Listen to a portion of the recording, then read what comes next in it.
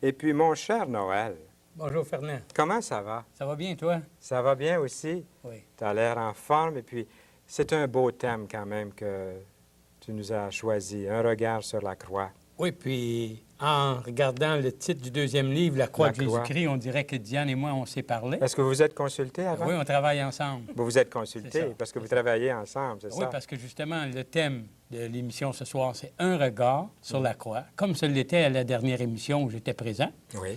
Mais à la dernière émission, on avait traité de l'histoire des deux larrons. C'est qu'avec Jésus, il y avait deux larrons qui étaient crucifiés. Et puis, pour ceux qui n'étaient pas, je vais juste récapituler un peu.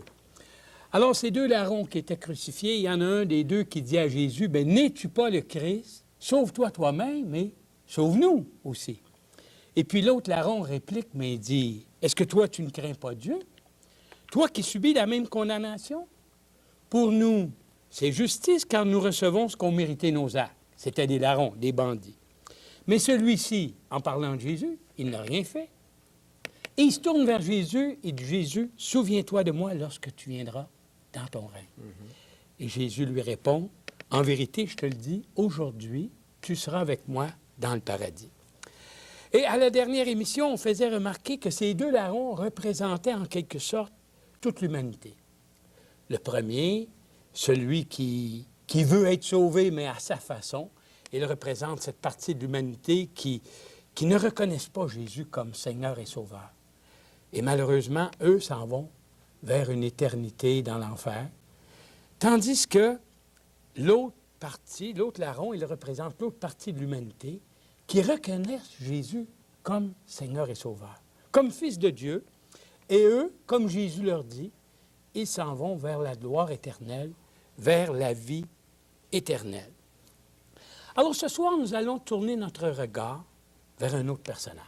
Un autre personnage qui était présent lorsque Jésus a été crucifié. C'était le centurion romain. C'est lui qui était chargé de la crucifixion de Jésus. Alors, qui est-ce qui était cet homme? D'abord, on l'appelle un centurion, c'est parce qu'il était responsable de 100 soldats dans l'armée romaine. Et puis, étant responsable de 100 soldats, certainement qu'il avait dû avoir un certain nombre d'années dans l'armée. Il avait dû voyager beaucoup, peut-être à travers l'Empire romain. Et puis aussi, dans ce temps-là, la crucifixion étant un moyen assez commun de mise à mort ou de supplice, il n'en était probablement pas à sa première mise à mort, crucifixion. Alors, pour qu'on se situe, je vais te demander, Fernand, que tu lises le texte. Avec plaisir. Dans la Bible. Oui. C'est dans Marc, le chapitre 15, à partir du verset 33. Donc, nous allons tous pouvoir suivre ensemble. La 6e heure étant venue, il y eut des ténèbres sur toute la terre, jusqu'à la 9e heure. Et à la 9e heure, Jésus s'écria d'une voix forte, « Élie, Élie, lama sabachthani », ce qui signifie, « Mon Dieu, pourquoi m'as-tu abandonné? » Quelques-uns de ceux qui étaient là, l'ayant entendu dire, « Voici, il appelle Élie. » Et l'un d'eux courut remplir une éponge de vinaigre, et l'ayant fixé à un roseau, il lui donna à boire en disant, « Laissez, voyons si Élie viendra le descendre. » Mais Jésus, ayant poussé un grand cri, expira. Le voile du temple se déchira en deux, depuis le haut jusqu'en bas. Le centenier qui était en face de Jésus, voyant qu'il avait expiré de la sorte, dit assurément, « Cet homme était Fils de Dieu. » Assurément, cet homme était Fils de Dieu. Tu sais, je le lisais chez moi dans une autre traduction, et c'était traduit, « Cet homme était vraiment le Fils de Dieu. » C'est formidable. Le cœur de cet homme, qui est un soldat, qui est habitué à voir des morts, des crucifixions et tout, est touché au moment où il voit les circonstances qui entourent la mort de Jésus. La noirceur. Il est 3 heures de l'après-midi. Normalement, il ne fait pas noir. Le tremblement de terre. Il y a des morts qui ressuscitent. Peut-être que lui n'a pas vu ces morts-là. Mais son cœur est touché au point qu'en regardant cet homme crucifié sur la croix, il dit, cet homme était vraiment le Fils de Dieu. Alors que les autorités religieuses et civiles avaient condamné Jésus, justement parce qu'il se disait Fils de Dieu, lui, un étranger, lorsqu'il le voit mourir, déclare cet homme était vraiment fils de Dieu. Quel contraste on peut voir. Et aujourd'hui, tu sais, dans notre belle province qu'on dit chrétienne, entre guillemets, avec une population qui trouve ses souches dans le catholicisme, on n'ose même plus parler de Jésus. Ou du moins, on en parle très, très peu. On peut parler de Dieu. Ah, ça, il y a plusieurs personnes qui veulent parler de Dieu. Mais parler de Jésus, on n'ose pas.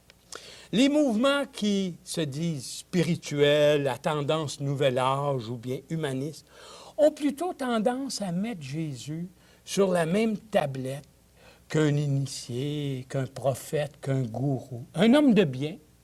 Parfois, on l'appelle un révolutionnaire, un idéaliste, mais on ne le voit pas vraiment comme le Fils de Dieu. Et on n'ose pas vraiment en parler. Alors ce soir, on a une question à se poser. Jésus était-il vraiment Fils de Dieu ou non? Si la réponse est non, il n'était pas Fils de Dieu. Alors nous faisons face probablement au plus grand imposteur que l'histoire a jamais connu. Parce que pour se dire Fils de Dieu, s'il ne l'était pas, c'était vraiment un imposteur. Et puis, dans un sens, il ne mériterait même pas qu'il soit sur la même tablette que les gourous, ou les initiés, ou les hommes de bien. Mais si la réponse est oui, Jésus est vraiment le Fils de Dieu, alors nous, et tous ceux qui écoutent, et toute l'humanité, on a une question à se poser face à notre comportement.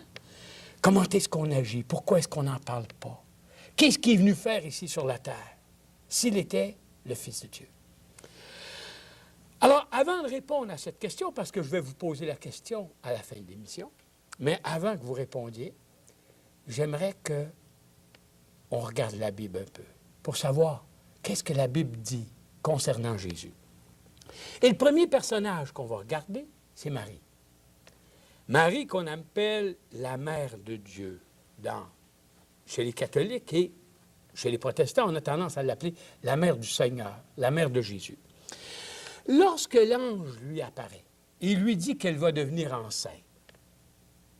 Elle qui n'a pas eu de relation sexuelle avec un homme, elle lui demande, mais comment est-ce que cela va se produire?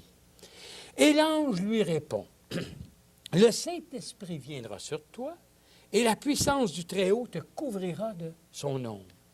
C'est pourquoi le saint enfant qui naîtra sera appelé Fils de Dieu. Voyez-vous, même avant sa conception, un ange dit à Marie que l'enfant qui va naître sera appelé Fils de Dieu. Maintenant, regardons lors de son baptême.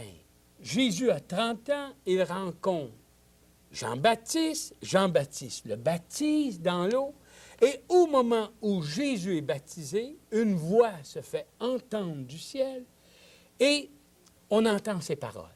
Celui-ci est mon fils bien-aimé en qui j'ai mis toute mon affection. Alors ici, ce n'est plus un ange qui parle. C'est Dieu le Père qui témoigne à ceux qui sont là présents que Jésus est son Fils. Donc, il est Fils de Dieu. Le lendemain, Jean-Baptiste est là présent, ses disciples le questionnent, il y a d'autres personnes aussi qui le questionnent face à Jésus. Jean-Baptiste déclare que lui-même a vu l'Esprit descendre sur Jésus sous une forme de colombe et il rend témoignage que Jésus est bien le Fils de Dieu. Plus tard, alors que Jésus va de village en village, guérissant les malades, il rencontre des personnes qui sont possédées de démons. On les appelait des démoniaques. Et les démons qui vivaient en quelque sorte dans ces personnes, eux, ils connaissent Jésus et lui disent, « Que veux-tu de nous, Fils de Dieu? Es-tu venu ici pour nous tourmenter avant le temps? » Alors, on aurait pu penser, bien, étant donné que c'était des anges tantôt qui témoignaient que Jésus était le Fils de Dieu, que tout cela s'était arrangé. Étant donné que c'était son Père, le Dieu le Père qui témoignait que Jésus était le Fils de Dieu, que tout cela était arrangé aussi.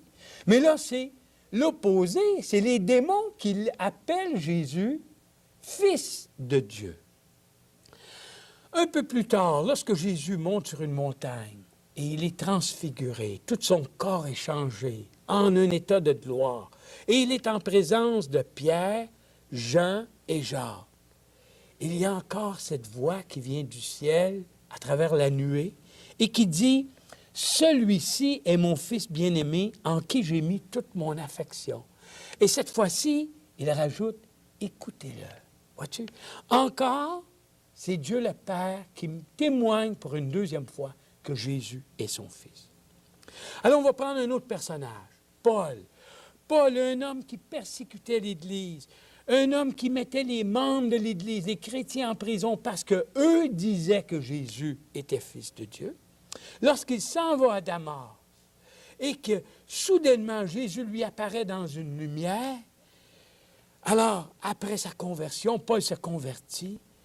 Et puis, après ça, aussitôt, il se met à aller dans les synagogues et il prêche que Jésus était le Fils de Dieu. Voilà un homme qui haïssait Jésus et après que Jésus lui est apparu, il s'est converti et il témoigne que Jésus est le Fils de Dieu. Et lorsque Jésus demande à ses disciples, « Mais vous, qui dites-vous que je suis? » Et l'apôtre Pierre répond, « Tu es le Christ, le Fils du Dieu vivant. » Et Jésus lui dit, « C'est mon Père qui est dans les cieux qui t'a révélé cette vérité. » Et Jésus lui-même, au cours de sa vie, déclare qu'il est le Fils de Dieu. Il appelle Dieu son Père. Il dit même que lui et le Père, ou que le Père et lui, sont un.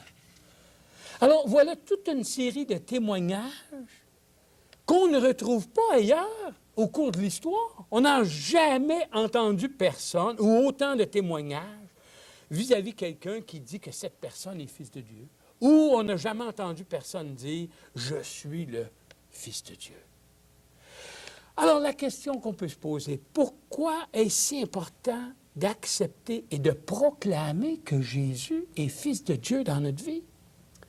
C'est parce que Jésus lui-même dit que celui qui croit au Fils a la vie éternelle. Tandis que celui qui ne se confie pas au Fils ne verra point la vie, mais la colère de Dieu demeure sur lui. Alors, si la colère de Dieu demeure sur lui, c'est important de prendre une décision pour Jésus.